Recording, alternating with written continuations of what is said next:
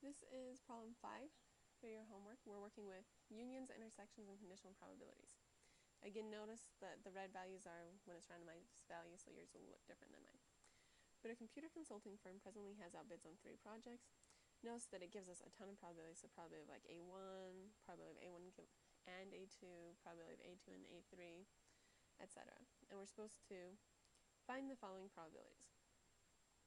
So C is the probability that, so we have A2 union A3, so we're either A2 or A3, if we already know that A1 happened. So basically, if we know that we got the first project, what's the probability that we'll get the second or the third project? And to do this, it's just a lot of playing with the problem and seeing how you can simplify it. So I always start by writing down the definition for, or the formula for, conditional probabilities. So this is the probability of A2 union A3 if we already know that A1 happened. And the formula for that is that we're going to have to do the probability. So it's always the probability of the intersection. So we have A2 union A3 intersect A1 divided by the probability of A1. Again, this is just the basic formula for conditional probabilities. And now I start trying to simplify this. Now it turns out that unions and intersections are kind of follow the basic math rules that you're expecting. So this intersection, I can actually distribute this intersection throughout. So this is really going to be the probability of A2 intersect A1 union A3 intersect A1. So again, I just distributed through this intersection, and I don't really know at this point where I'm going with the problem. I'm just playing with it, doing everything I can think of until I figure out something that makes sense, or until I simplify it to a point that I know how to do something. Okay, so I distributed through that intersection, and now I see this union, and we have a formula for the probability of unions. To do the probability of a union, we take the probability of the first item, which is A2 intersect A1, plus the probability of the second item, which is A3 intersect A1, minus the probability of the intersection. So this would be A2 intersect A1 intersect A3 intersect A1. Now at this point, when I look at this, so I have A2 intersect A1 intersect A3 intersect A1. And so at this point, all the intersections kind of just blend together. So it'll just be A2 intersect A1 intersect A3 intersect A1, but you don't need to intersect A1 and A1 again because you'll just get the same piece. So we can rewrite this as the probability of A2 intersect A1 plus the probability of A3 intersect A1 minus the probability of, this is really A1 intersect A2 intersect A3. We don't need to write intersect A1 twice. Okay, it simplifies to that. Now notice these are all 3 pieces that they gave us. They gave us A2 intersect A1 and A1 intersect, oh, that's not what I need. No, that is what I need. A1 intersect A3 and the probability of the intersection for all 3. And so let's just plug those in. So the probability of A2 intersect A1, or that's the same thing as A1 intersect A2, gives me 0.08, plus the next intersection is 0.11, minus the probability of the complete intersection. Oops, and what did I forget here? I forgot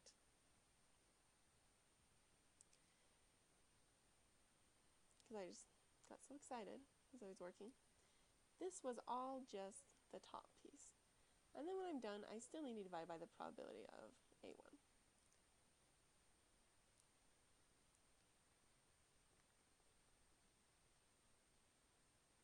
And so when I've done all this, and then I need to divide by the probability of A1, which looking up above the probability of A1 is 0.22. So this gives me 0.8181. Okay. So that's part A. Again, this is just a lot of combination, trying to do everything I could think of until I broke it down to the pieces that I knew. This is more advanced and something I will put on your test. Now let's look at part D.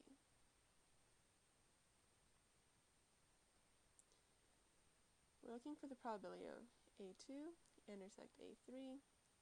No, that's not it. I looked at the wrong thing.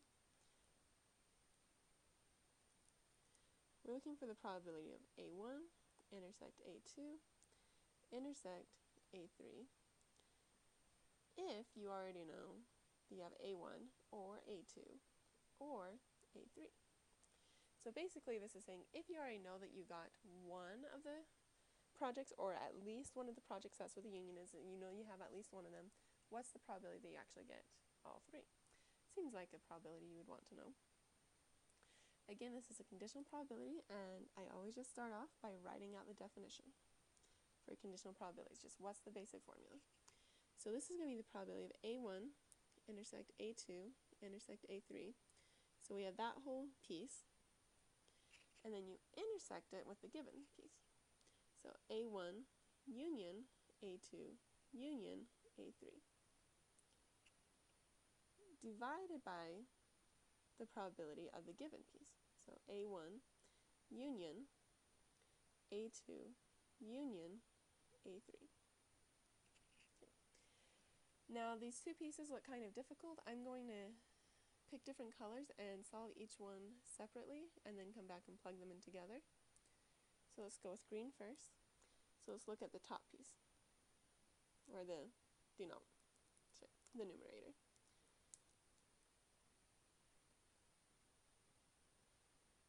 So do the top piece first. So we're looking for what's the probability of A1 intersect A2 intersect A3 intersected with A1 union A2 union A3. Okay. So to do this, I'm going to start thinking about what this would really represent. Okay. So let's draw a Venn diagram representing my three circles. So this is A1, A2, A3. So to start off, what does the intersection look like? Well, the intersection is just where do all three overlap. So that would be in the middle here. Now the union, what does the union look like?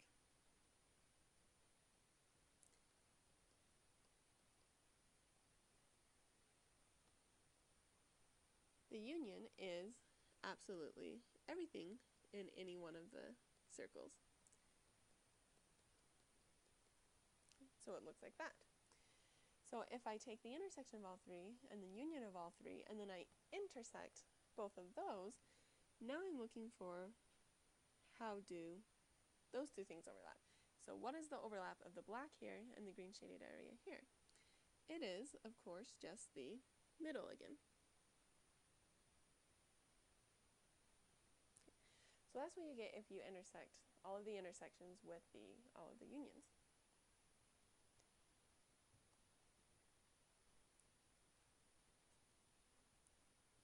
So this is really just the probability of A1 intersect A2 intersect A3, which gives me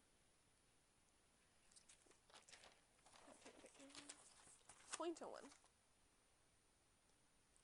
Okay, so we found the probability of the top piece.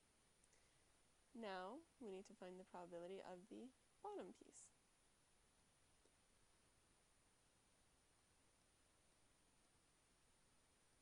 Which is the probability of A1 union A2 union A3.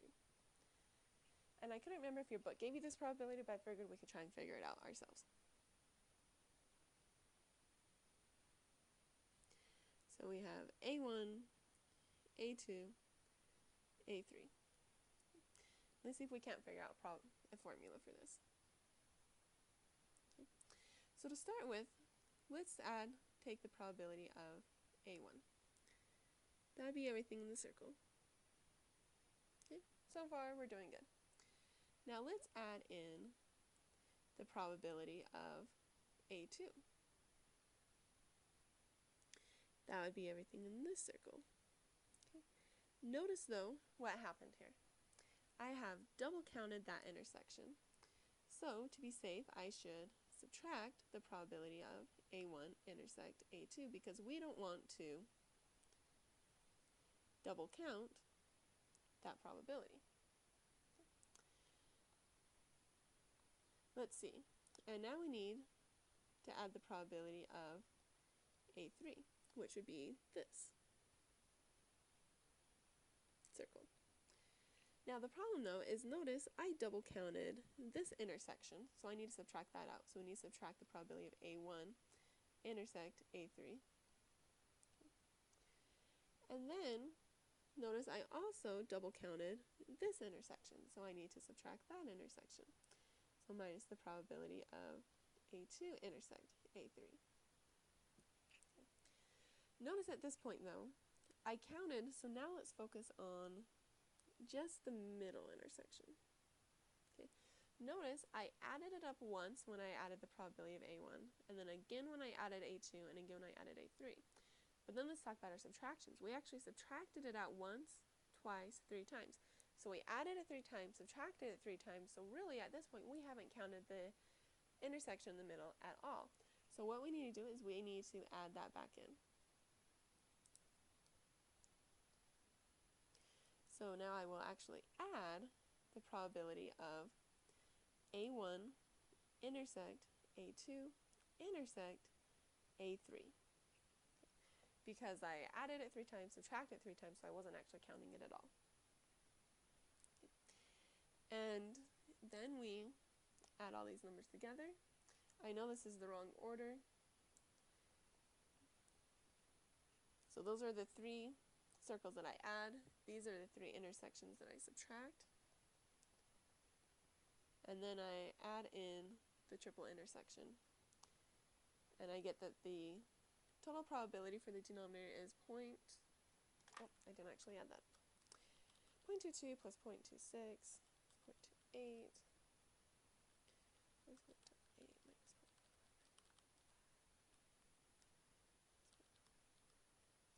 I get 0.53. Okay. Now that we've found both of our pieces, let's go back and add them into my very first equation. So this was 0.53, 0.01, so 0.01886, and that's my final answer. Again, very complicated, just kind of playing with it until I get to something, until it simplifies to something I know, and more complicated than I will put on the test.